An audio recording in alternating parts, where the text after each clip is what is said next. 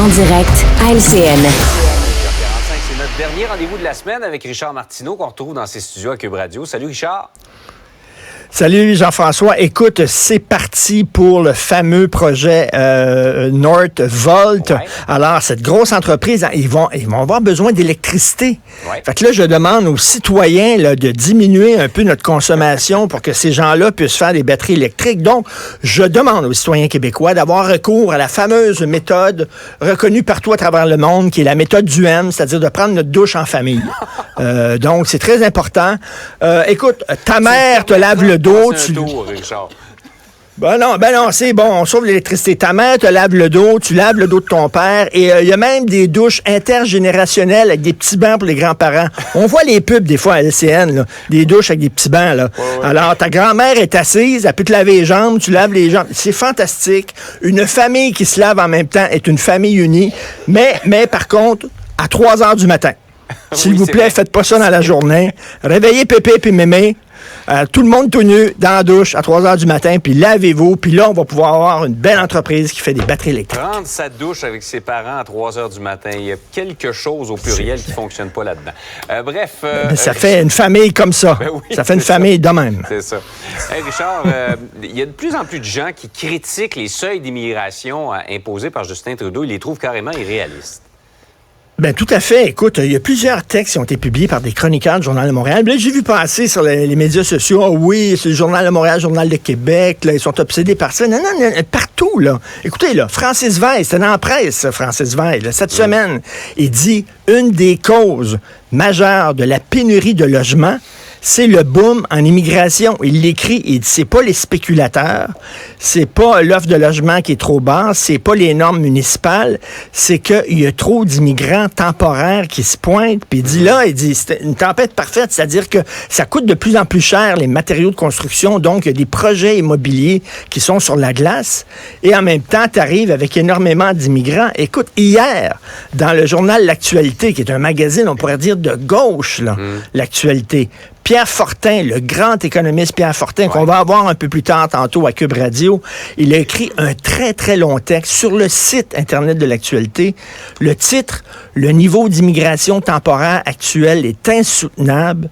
Je vais te lire un extrait. « Si l'immigration temporaire se poursuivait au rythme explosif de 2022, il y aurait de sérieuses conséquences sur l'économie, sur les finances publiques et sur la francisation. On en reçoit trop pour notre capacité d'accueil. » Et là, Pierre Fortin et tous les chroniqueurs disent, c'est bon l'immigration, puis on en a besoin parce qu'on est en pénurie de main-d'œuvre, puis on a besoin d'immigrants, puis on les accueille, mais il dit, il faut quand même tenir compte de notre capacité d'accueil. Tu as vu, là, il y a des infirmières étrangères qu'on fait venir parce qu'on a besoin d'infirmières. Ils ne savent pas se loger. Ils n'ont aucune idée où se loger. Ils vont quasiment camper, là. Donc, écoute, il y a un problème, et c'est pas être anti-migrant. Et là, Justin Trudeau, il ouvre les vannes. Écoute, chaque année, le Québec, on va devoir accueillir l'équivalent de la population de Sherbrooke. Chaque année, est-ce qu'on est capable d'absorber ces gens-là et de les franciser et tout ça? Et de les la loger. question se pose, mais... Et de les loger, exactement. Donc, la question se pose, et de tout, autant à droite, autant à gauche, que partout, il y a des économistes, des observateurs qui disent, il y a un problème, mais Justin Trudeau n'écoute pas. En prendre moins, mais en prendre soin. Il y a quelqu'un de connu qui a le déjà soin, dit ça. Exactement. Maintenant, un nouveau musée va célébrer la ville de Montréal. Est-ce qu'il la rend distincte? Je ne sais pas où tu t'en vas avec ça, mais j'ai une petite idée.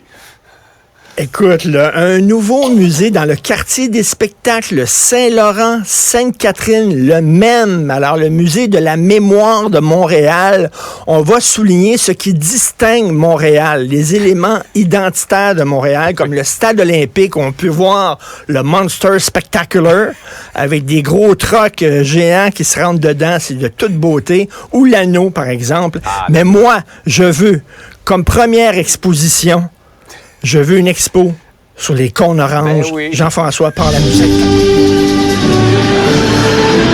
Jean-François, imagine ça. On ouvre la porte. Tu rentres dans une grande salle. Et là, tu as des cônes oranges partout. Des vieux cônes oranges, des petits cônes oranges plus jeunes. Faudrait baisser la musique un peu. Alors, partout des cônes oranges. Écoute, ça serait fantastique. On pourrait demander aux grands artistes de Montréal et du Québec d'interpréter le cône orange. Imagine-toi Marc Séguin qui fait un cône orange gigantesque devant le musée. Et, écoute, on pourrait même recevoir Robert Laforce. Est-ce que tu connais c'est qui Robert Laforce? Robert Laforce. Robert Laforce, dans les années 90, il était agent manufacturier et c'est lui qui a eu l'idée du cône orange. Oui. C'est lui le créateur. Avant, les balises étaient en métal. C'était en métal pour t'avertir, attention, il y a un chantier, et ça pouvait endommager les autos. Alors lui, à un moment donné, il s'est réveillé, puis il y a eu un flash. Et ça prendrait quelque chose qui signale qu'il y a un chantier, qu'on peut voir à 360, qu'on peut voir de loin, et qui est comme en plastique, qui endommage pas les autos. Il y a eu le flash du cône orange. Wow. Écoute, je trouve qu'on pourrait recevoir Robert Laforce qui nous explique exactement, le saluer aussi, quelqu'un qui était... Écoute, le chanteur des Backstreet Boys était à Montréal cette semaine. Ben oui, il a pris des photos, des films, il n'en revenait pas, il trouvait que ça distinguait Montréal. Donc, la première expo de ce musée-là, faut que ça soit un hommage au cône orange, parce que c'est vrai. Et ça pourrait être une expo qui se promène partout à travers le monde. Là. Ouais. Oubliez l'exposition Van Gogh, l'exposition Vermeer. On est en 2023. Exact. OK, il faut parler de l'art qui se fait maintenant. Le cône orange, c'est vraiment extrêmement important. Très hâte de voir ça. Sais-tu quoi? T'es allé exactement là où je pensais. Je me doutais qu'il y aurait un cône orange là-dedans. T'as plus ta pouponnière, là, Richard, hein? Tu faisais pousser des coups. Non, je m'en suis débarrassé. les gens, ils savent que Brazo était tanné, mes maudits cônes orange. Fait qu'ils ont fait le ménage. Alors, ben écoute, je te laisse. Je vais avec ma mère et ma tante prendre notre bain. J'aime pas l'image. Salut, je te retrouve mardi, moi. Salut. On va se couper les ongles d'orteil aussi. OK, mardi, salut. Vous écoutez Martino. Écoutez au moment qui vous convient en vous rendant sur l'application Cube ou sur le site cube.ca.